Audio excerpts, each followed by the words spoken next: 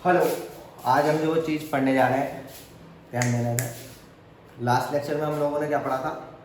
हाँ हाँ, क्या पढ़ा था? पैरेन्काइमा। आज जो हम पढ़ने जा रहे हैं वो क्या है आपका? कोलेनकाइमा और स्क्लेरेन्काइमा। ध्यान देना जरा, बहुत आसान सा टॉपिक है। जैसे आपका पैरेन्काइमा था ऐसे ही ये है आपका, सही है। तो चालू करते हैं कोलेनकाइमा से। कोलेनकाइमा क्या होता है? कोलेनकाइमा सेल्स है कैसी? परमानेंट। परमानेंट में हमने क्या काम किया था? अच्छा, पहले पिछला रिवाइज करा देता हूँ। हम लोगों ने परमानेंट टिश्यू स्टार्ट कर दिया था। परमानेंट टिश्यू में हम लोगों ने पैरेन्काइमा पढ़ लिया था। उसके 3 टाइप होते हैं। 3 टाइप कौन कौन से होते हैं बताए कोई? हाँ, पैरेन्काइमा, कोलेनकाइमा और स्क्लेरेन्काइमा। आज हम लोग 2 देखने जा रहे हैं। कौन कौन से?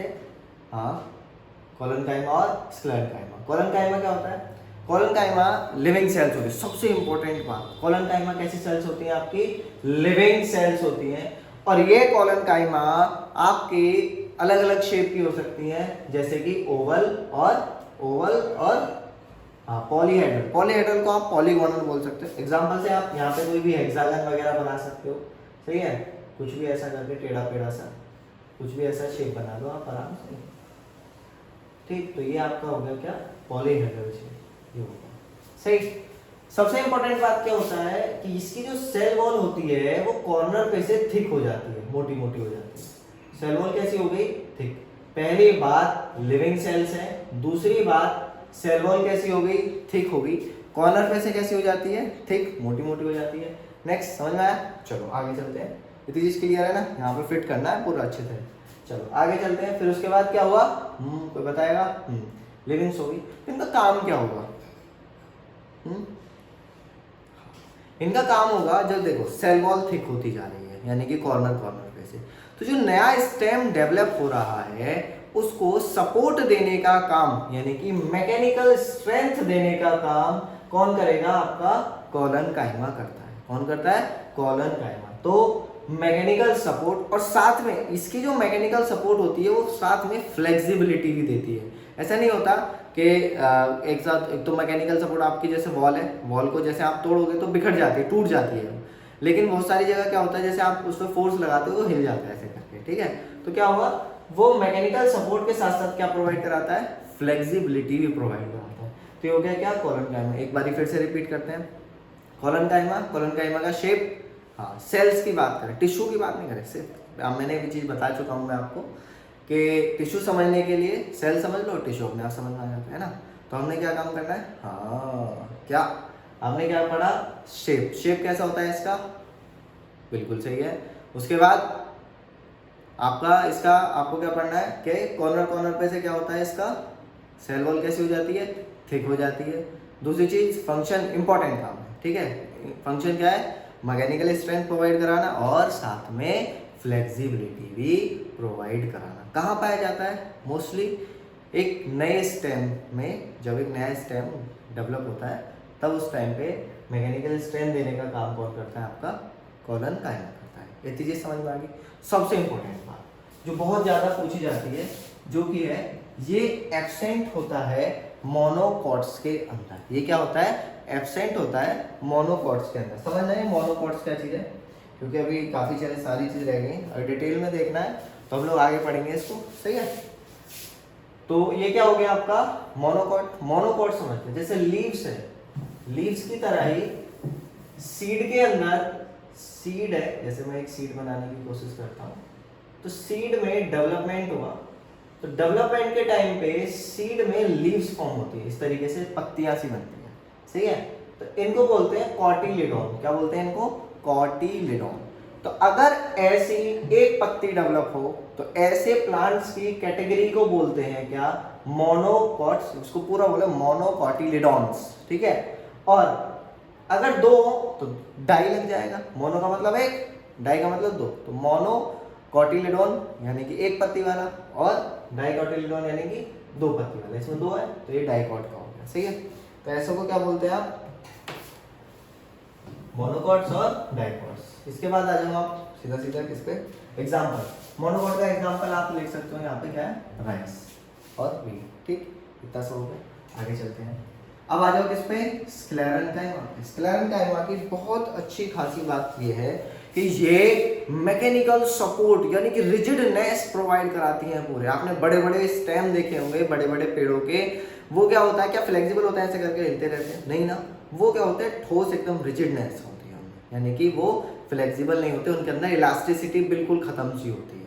तो इसका मतलब उनके अंदर जो मैकेनिकल स्ट्रेंथ प्रोवाइड कराने का काम कर रहा है वो कौन सा टिश्यू होगा, स्क्लेरेनकाइमा। इंपॉर्टेंट बात क्या कि इनकी जो टिश्यू है या इनकी जो सेल्स है वो कैसा है, डेड। अब ये डेड किस वजह से होता है, डेड ये इस वजह से होता है कि देखो एक सेल बनी, सेल में लगातार डिपोजिशन होने लग जाए, किसका, हाँ सेल वॉल उनकी मोटी होने लगे, यानी कि डिपोजिशन होने लगे किसका, सेल वॉल का। तो सेल वॉल कैसी हो रही है, मोटी मोटी मोटी मोटी होती है, सही है। उसके साथ में लिग्निन एंड सुबेरिन डिपोजिट होने लग जाए। आपको लिग्निन नाम याद रखना है, सुबेरिन थोड़े बोल सकते हो, कोई दिक्कत नहीं। लिग्निन और सुबेरिन डेवलप होने, मतलब सेल वॉल में सेलुलोज का डिपोजिशन तो हो ही रहा है, उसके साथ में लिग्निन का डिपोजिशन और होने लग जाए तो सेल जो है, सेल वॉल आपकी मोटी मोटी हो रही है, तो क्या होगा, सेल वॉल इम्परमिएबल हो जाती है, किसके लिए,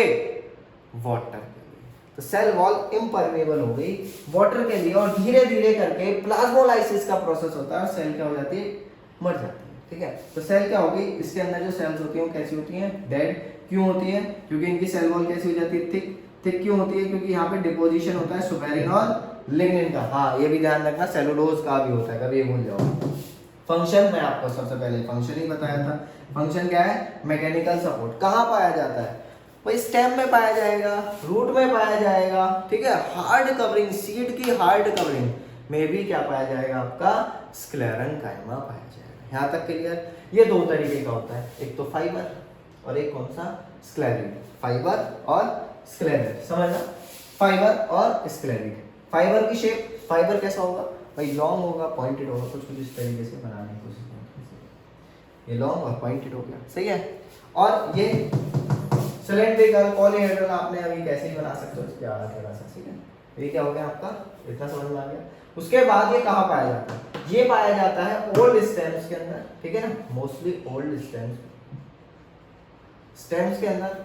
कॉर्टेक्स पिथ यहाँ पे पाया जाएगा, इसको आगे देखेंगे हम। कॉर्टेक्स पिथ, ये सारी चीज क्या होती है, वहां पे क्या पाया जाता है आपका, फाइबर। और ये स्क्लेरिड कहाँ पे पाया जाएगा, ये पाया जाएगा पल्प ऑफ फ्रूट, कॉर्टेक्स पिथ में पाया जाएगा, सही है। सबसे इंपॉर्टेंट बात क्या है, ये ग्रुप में होता है और ये सिंगली, यानी कि सिंगल मतलब ये अलग अलग पैचेस में, थोड़े थोड़े, थोड़ा यहाँ थोड़ा यहाँ थोड़ा यहाँ थोड़ा यहाँ, ठीक है। लेकिन ये पूरे बंडल्स में पाया जाए, ठीक है। तो यहाँ पे ग्रुप की बंडल भी लिख सकते हो,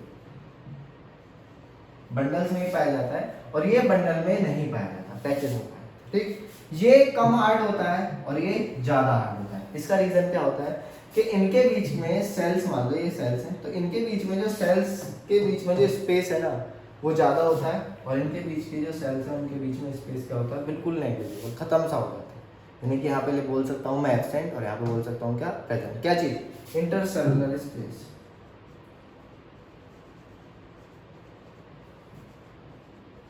ठीक है। यहाँ पे एब्सेंट और यहाँ पे प्रेजेंट, ठीक है। सॉरी उल्टा लिख दिया, यहाँ पे प्रेजेंट और यहाँ पे एब्सेंट। तो ये हो गया आपका, सही है।